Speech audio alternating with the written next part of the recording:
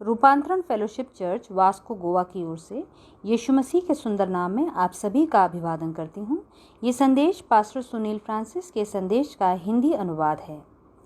पिछले सप्ताह का संदेश था विजेता से भी बढ़कर। आज का संदेश उसी संदेश की अगली कड़ी है। रोमियो 8 अध्याय पद 37 में परमेश्वर का वचन कहता है, परंतु इन सब बातों में हम उसके द्वारा जिसने हमसे प्रेम किया है जयवंत से भी बढ़कर हैं। क्लेश, संकट, उपद्रव, अकाल, नंगाई, जोखिम या तलवार, इन सब में हम प्रभु यीशु मसीह के प्रेम के द्वारा जयवंत से भी बढ़कर हैं। यह पद हमें एक बड़ी ही महत्वपूर्ण सीख देता है कि हमारी हर विपरीत परिस्थितियों में भी, हमारी हर कठिनाइयों में भी प्रभु हमसे प्रेम करता है। चाहे हम हमारे विश्वास के कारण सताए जा रहे हों, या हम आर्थिक समस्याओं में से होकर गुजर रहे हों, या कोई पारिवारिक समस्या में से होकर गुजर रहे हों, इन सारी परिस्थितियों में भी प्रभु हमसे प्रेम करता है। चाहे सारी दुनिया हमारे विरोध में खड़ी हो जाए तो भी प्रभु हमसे प्रेम करता है। प्रभु के लोगों के जीवन में जब समस्याएं आती हैं तो हो सकता है वो समस्याएं उनके जीवन से उनकी संपन्नता को छीन लें, उनकी सेहत को छीन लें, उनके दोस्तों को उनसे अलग कर दें, उनकी खुशियों को छीन लें। पर एक चीज़ है जिसे समस्याएं प्रभु के लोगों से कभी नहीं छीन सकती, और वो है प्रभु का प्रेम। प्रभु का प्रेम जो मसीह में हम पर प्रकट हुआ। इसीलिए हर समस्याओं के मध्य में भी हम विजेता से भी बढ़कर हैं। हिंदी बाइबल कहती है जयवंत से भी बढ़कर। अंग्रेजी में लिखा है मोर देन कॉन्करर्स, पर यूनानी भाषा में इसके लिए एक ही शब्द आया है जिसे कहा जा सकता है सुपर कॉन्करर्स या महाविजेता। हम महाविजेता हैं यीशु मसीह के द्वारा जिसने हमसे प्रेम किया है। इसका क्या अर्थ है? हम जयवंत से बढ़कर हैं, इसीलिए संसार हमारे सामने कैसी भी चुनौती, कैसी भी परिस्थितियों को क्यों न रख दें, हम उनका सामना कर सकते हैं। यदि आप विश्वास के द्वारा प्रभु यीशु मसीह से जुड़े हुए हैं तो हर परिस्थिति, हर कठिनाई का सामना आप कर सकते हैं। यह पहली बात थी। दूसरी बात, आप कैसे जयवंत से भी बढ़कर हैं? आप जयवंत से भी बढ़कर इसलिए हैं क्योंकि ये समस्याएं, ये परेशानियां, ये कठिनाइयां आपसे केवल उन चीज़ों को छीन सकती हैं जिनका वास्तविकता में बड़ा मूल्य नहीं है। जो बातें मूल्यवान हैं, बहुमूल्य हैं, उन्हें तो ये समस्याएं, ये कठिनाइयां छू भी नहीं सकती। यीशु मसीह के साथ आपका अनंत काल का जीवन, आपके पापों की क्षमा, परमेश्वर के सामने आपका धर्मी ठहराया जाना, पवित्र आत्मा का आनंद, शैतान स्वयं भी आ जाए तो भी वो इन्हें आपसे छीन नहीं सकता।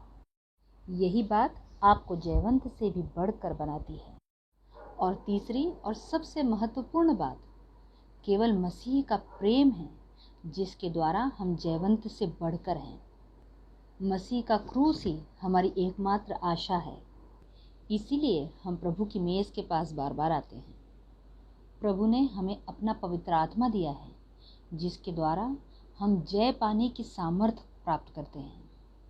यूहन्ना रचित सुसमाचार 16 अध्याय 33 पद में यीशु मसीह कहते हैं, ढांढस बांधो, मैंने संसार को जीत लिया है। जब तक हम प्रभु से जुड़े रहेंगे तब तक हम भी जय पाएंगे। एक जयवंत से भी बढ़कर विजेता की छवि हम यूसुफ में देख सकते हैं। यूसुफ को उसके जीवन में 4 अंगरखे पहनाए गए। एक अंगरखा तो हम सब जानते हैं जो उसके पिता याकूब ने उसे दिया था, रंग बिरंगा अंगरखा, जो इस बात का चिन्ह था कि वह अपने पिता का प्रिय पुत्र था।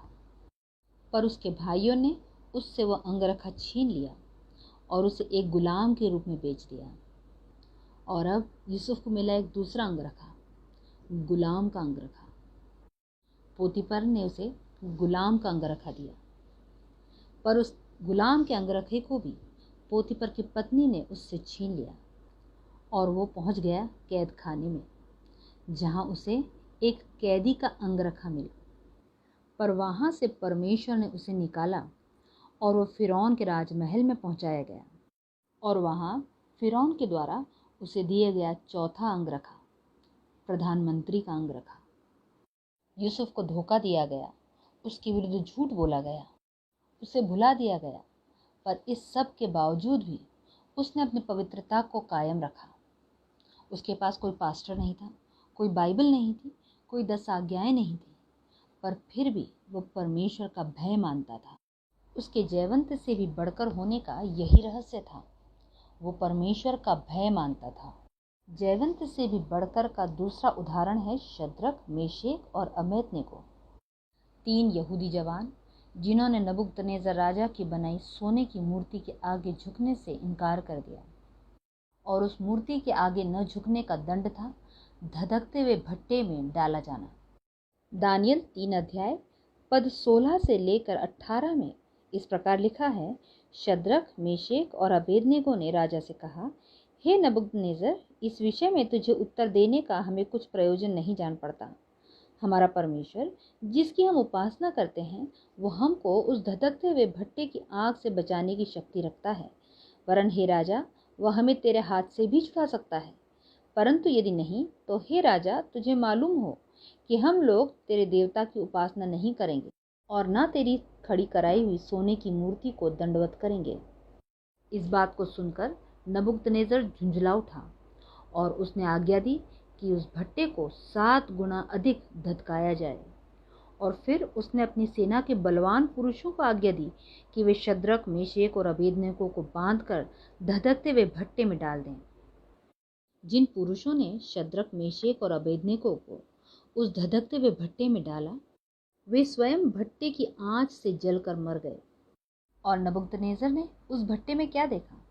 शद्रक, मेशेक और अबेदनगो उस आग के भट्टे में टहल रहे हैं, और उनके साथ एक चौथा पुरुष और है जिसका स्वरूप ईश्वर के पुत्र के जैसा है, यीशु मसीह, जिसके प्रेम के द्वारा हम जयवंत से भी बढ़कर हैं। वो वहाँ उस भट्टे में शद्रक, मेशेक और अबेदनगो के संग था। इसीलिए वो धधकती हुई आग भी उन्हें घास पर पड़ी ओस जैसी लगी और वे उस पर आराम से टहल रहे थे। और जब नबूकदनेस्सर ने उन्हें उस आग के भट्टे से बाहर निकलवाया, तो उनकी देह में आग का कुछ भी प्रभाव नहीं पाया। न उनके सिर का एक बाल झुलसा, न उनके मोजे बिगड़े, न उनमें जलने की कुछ गंध पाई गई। और ये देखकर नबूकदनेस्सर ने क्या कहा? 28 पद में इस प्रकार लिखा है, नबूकदनेस्सर कहने लगा, धन्य है शद्रक, मेशेक और अबेदनगो का परमेश्वर, जिसने अपना दूत भेजकर अपने इन दासों को इसलिए बचाया क्योंकि इन्होंने राजा की आज्ञा न मानकर उसी पर भरोसा रखा और यह सोचकर अपना शरीर भी अर्पण किया कि हम अपने परमेश्वर को छोड़ किसी देवता की उपासना या दंडवत न करेंगे। और 29वें पद में नबूकदनेस्सर कहता है, इसीलिए अब मैं यह आज्ञा देता हूँ कि देश देश और जाति जाति के लोगों और भिन्न भिन्न भाषा बोलने वालों में से जो कोई शद्रक, मेशेक और अबेदनगो के परमेश्वर की कुछ निंदा करेगा, वो टुकड़े टुकड़े किया जाएगा और उसका घर घूरा बनाया जाएगा, क्योंकि ऐसा कोई और देवता नहीं जो इस रीति से बचा सके। तीसरा व्यक्ति जिसने अपने आप को जयवंत से भी बढ़कर साबित किया, वो है दानियल। उसके विरुद्ध षड्यंत्र किया गया, उसके खिलाफ झूठ बोला गया और उसे सिंहों की मांद में डाल दिया गया, पर परमेश्वर ने उन सिंहों को भी उसे हानि पहुंचाने न दी। दानियल 6 अध्याय पद 19 से लेकर 24 तक हम इस प्रकार पढ़ते हैं, भोर को पौ फटते ही राजा उठा और सिंहों के गड्ढे की ओर फुर्ती से चला गया।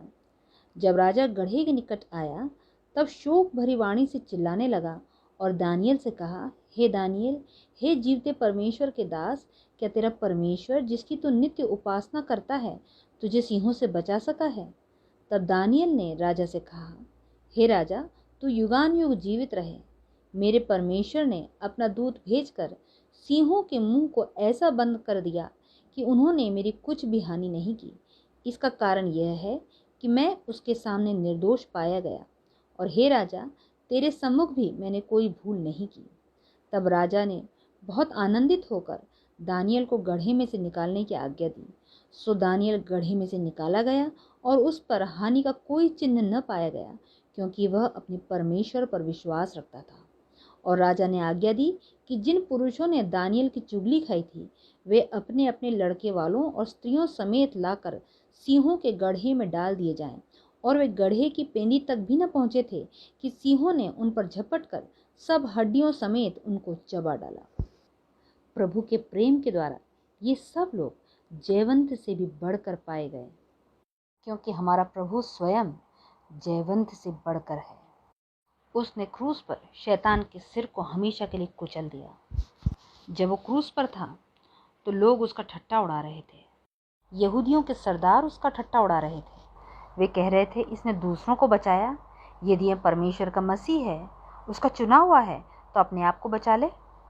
रोमी सिपाही उसका ठट्टा उड़ा रहे थे। यहाँ तक कि क्रूस पर लटका डाकू भी उसकी निंदा कर रहा था। पर इस सब के बावजूद लूका उसके 23 अध्याय पद 34 में यीशु मसीह कहते हैं, हे पिता, इन्हें क्षमा कर, क्योंकि ये नहीं जानते कि क्या कर रहे हैं। और पद 44 बताता है कि लगभग दोपहर से तीसरे पहर तक सारे देश में अंधियारा छा गया। और जब यीशु ने अपने प्राण छोड़े तब जो कुछ हुआ था उसे देखकर सूबेदार ने परमेश्वर की बड़ाई की और कहा, निश्चय ये मनुष्य धर्मी था। क्रूस विजय का चिन्ह है। मसीह का क्रूस ही हमारी एकमात्र आशा है। इस संसार में बहुत प्रकार के क्रूस हैं, करीबन 120 प्रकार के क्रूस हैं। कई लोग क्रूस के पास हैं पर मसीह से दूर हैं। प्रियो, मसीह के प्रेम के द्वारा ही हम जयवंत से बढ़कर हैं। आइए हम प्रार्थना करें।